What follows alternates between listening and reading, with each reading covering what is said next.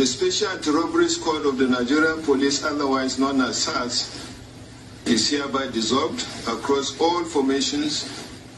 The 36 state police commands. Wind down, stand boy.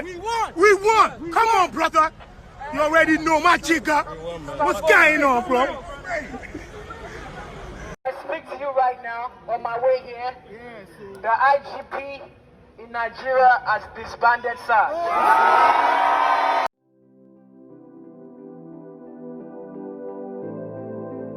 Because stopping the SARS is not going to solve the problem. We'll create another problem. So if you look at all of these things and then say, okay, we're stopping SARS, but we're creating this, and we are putting this other unit in place to make sure that this problem does not come again. But just stopping SARS itself does not change anything. Yeah. And what becomes of those SARS guys? They now know how to shoot guns. They now know how to. So now stopping SARS, where do you keep these guys? They're just changing their profession. From a profession that started with S to a profession that starts with R.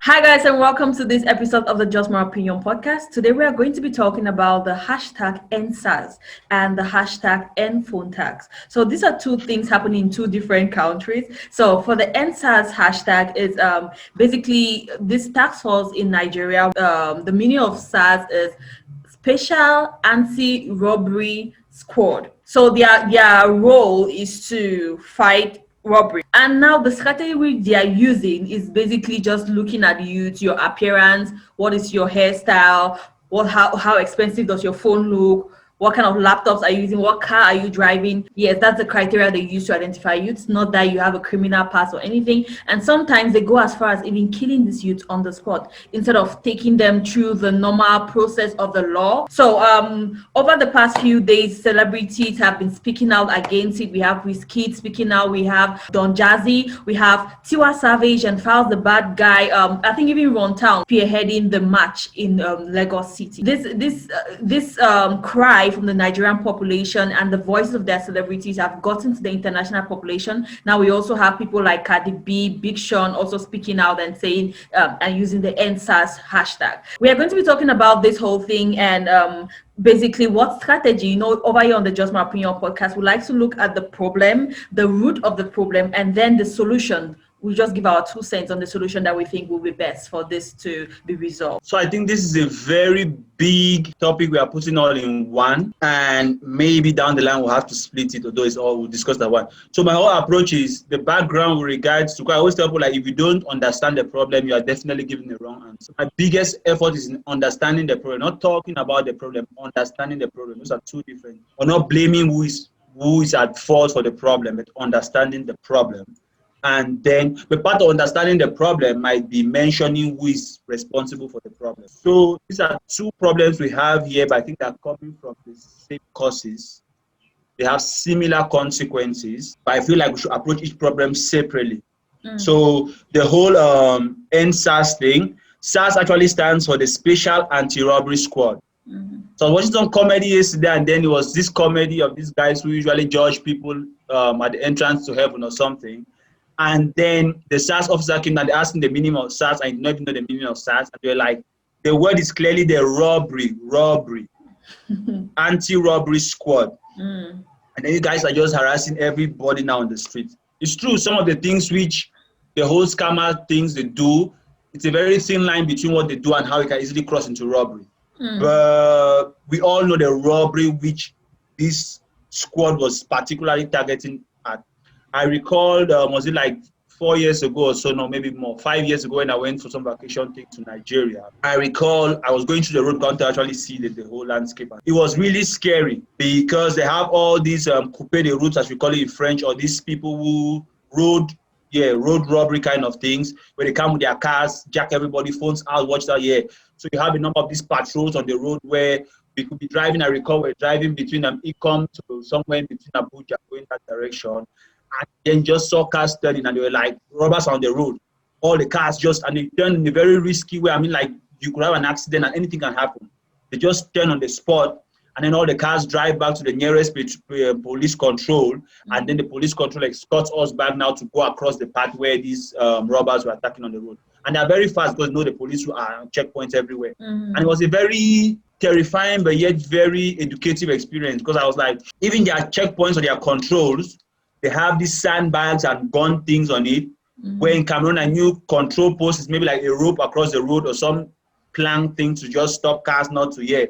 But there's like a whole war front situation thing in Nigeria. So because the robbery was crazy, and then I recall coming back, I was going through Onitsha, the Onitsha part, to come now to how do they even call this other places? True Gap. Those who are familiar with the Nigerian landscape, True Gap. And I was told like robberies were just happening 2 days before, 3 days, they killed these people. The guys come with cars, just shoot jack. Yeah.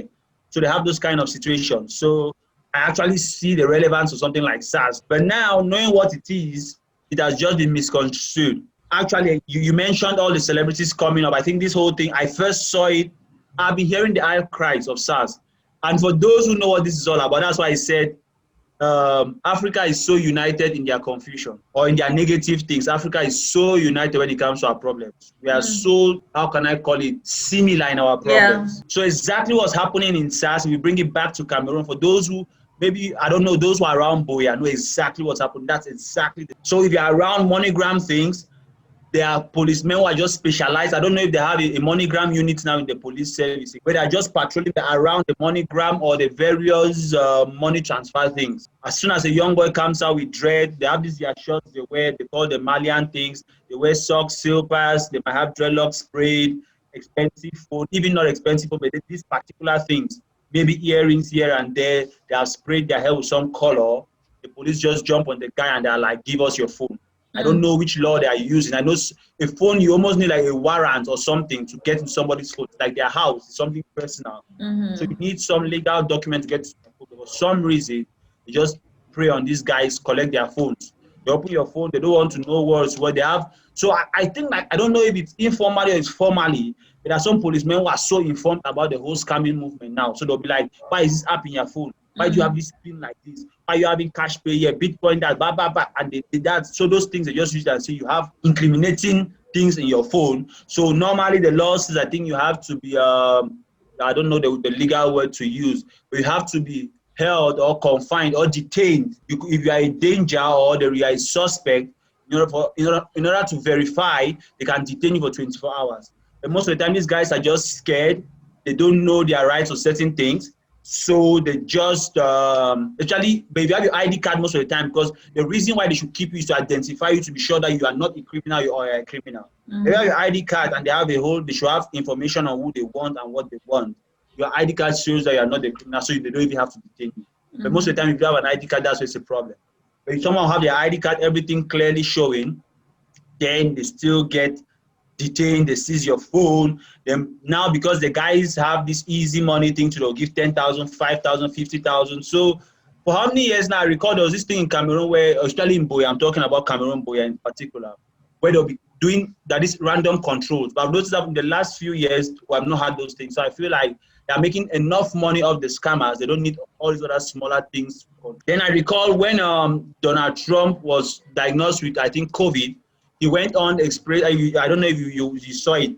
He was sharing Buhari, the president of Nigeria, was sympathizing with Donald Trump. And then Wizkid was like, old man, you have no business with Donald Trump. You have way more problems than Corona and everything in your country. People are dying more than Corona here because of SARS brutality. And for those who watch Nigerian movies like in the early 2090s, we are familiar with this whole Isakaba movements and these Bakassi boy things where they create a vigilante group with a good intention for it to come and solve a crime.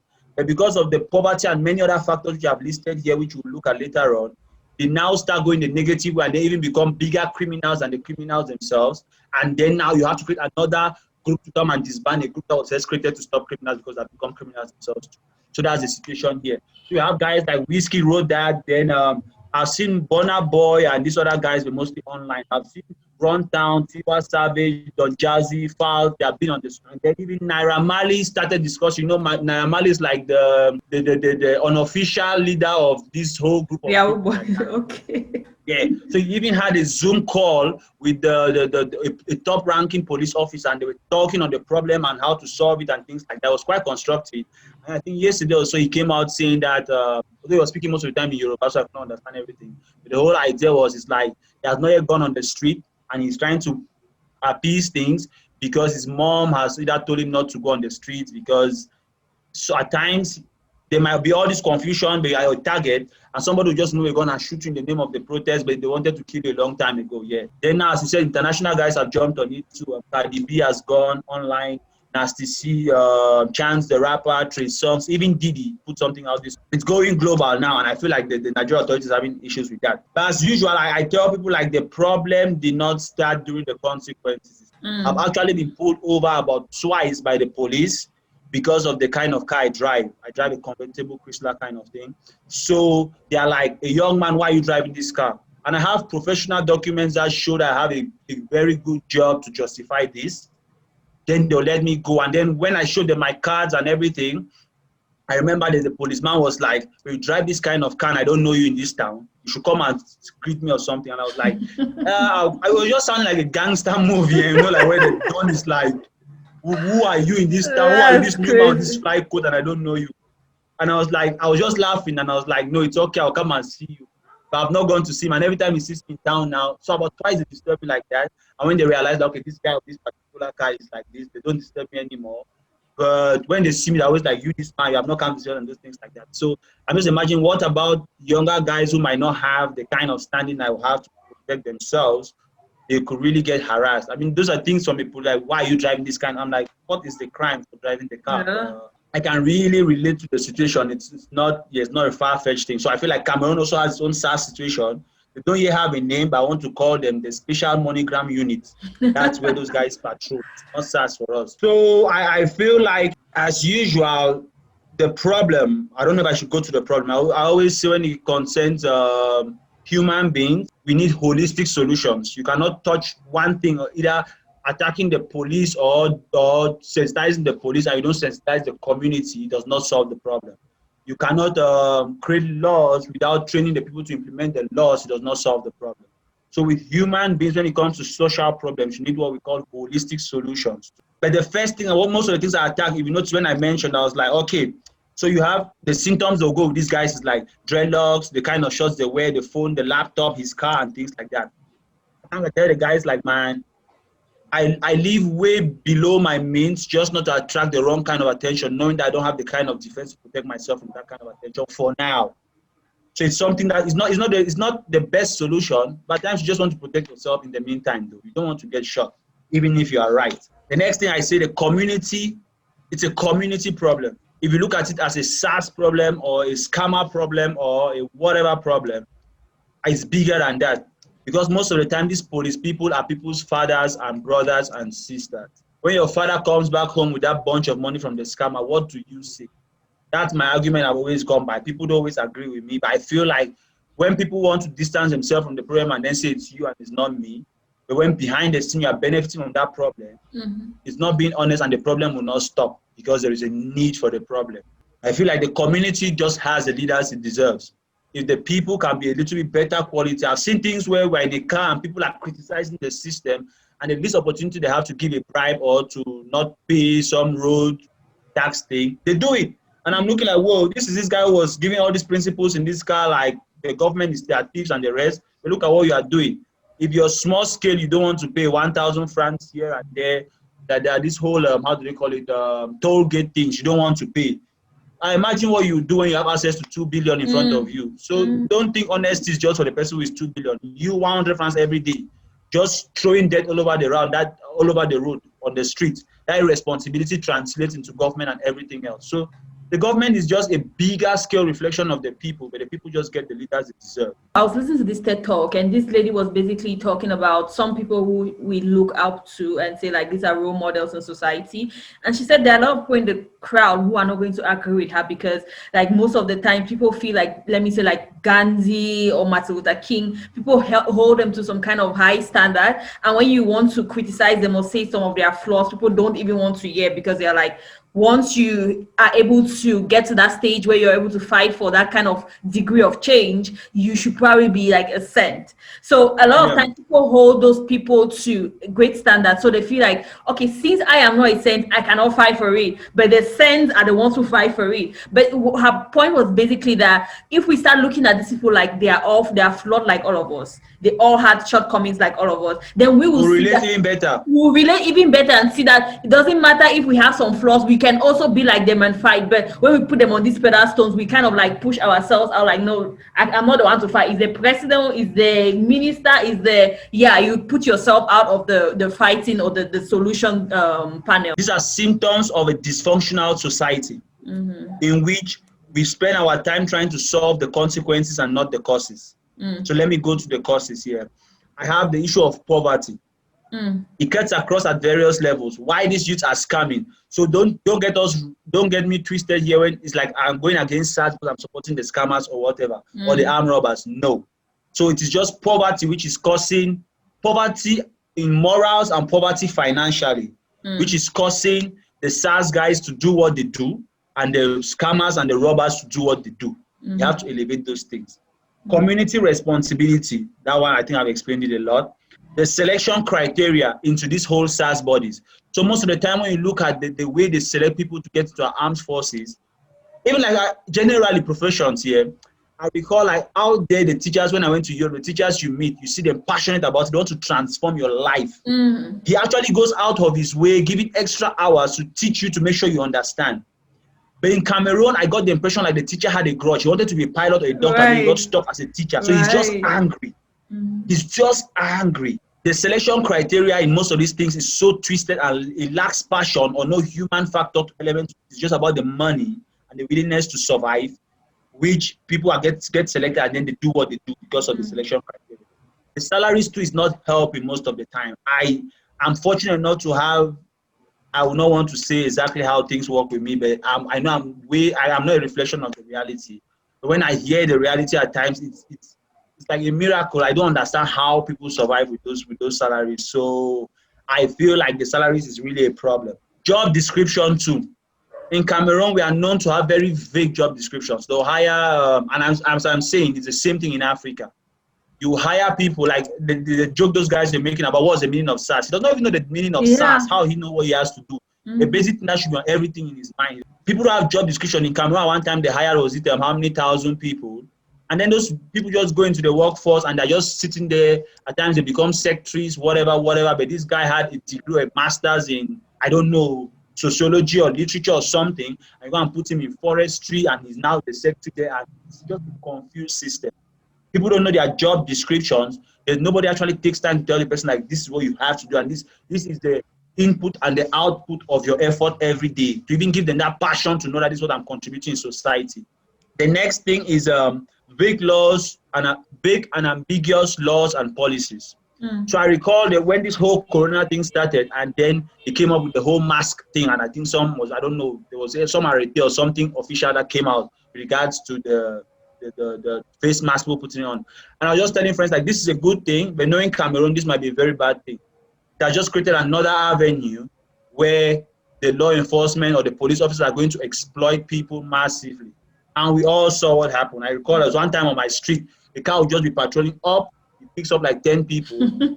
By the time it's coming back, it's dropping those people. It has collected 2,000, 5,000, 3,000 from them. It's dropping them back. It goes back again. It was just some kind of bus ride. And I'm just sitting there watching the movie. Like they come with you, they go with you. Your face is smile. The various emotions on your face. You are smiling when they first see you. They get angry. Then you are scared. Then they bring you back. You are so angry again because I've collected their money surely or something. So it was just that whole movie thing there, which I feel like when they put out, and that's what I say, Africa has some of the best laws and policies. The implementation is the problem.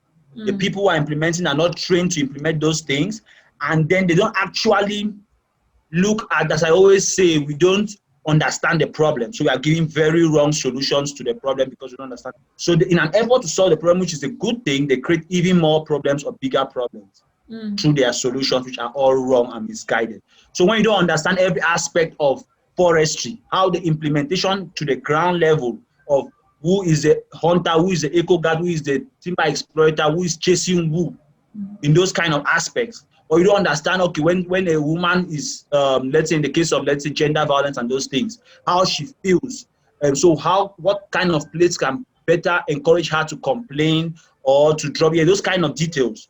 You just put some red law or some copy and paste law from somewhere without even creating the system or the should I call it the ecosystem to work with that policy, and then the policy is hanging in the air and the system is below, and the two things never click, and then the system now is still having the problem, and the policy even becomes another problem.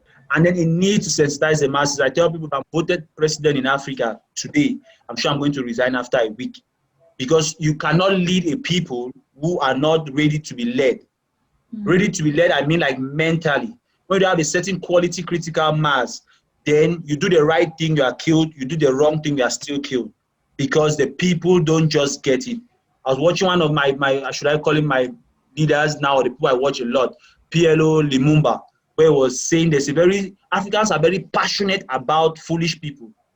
There's something so you see the right person here, for some reason the right people are never voted, they are never supported. But the craziest of people are most supported, and they are always voted. Like I'm not trying to downplay the fact that okay, Africans are who they are passionate about, but I'm just like I don't think it's just Africa. I think like globally it's this whole movement of. But I will have to jump in there immediately. I mean, like that's the argument that we used to water down serious societal problems of Black lives matter, every life matter, African lives matter. No, the world has its problem. The world should fix its problem. But for now, we are starting with Africa. We will get to the world. But now we are talking about Africa's problem. That's what we're talking about, Africa. I was bringing up that point is I want to say like I think it all stems down to what like we watch on TV, and if we like it or not, the media has a very big role on the way people think. What do kids grow up watching?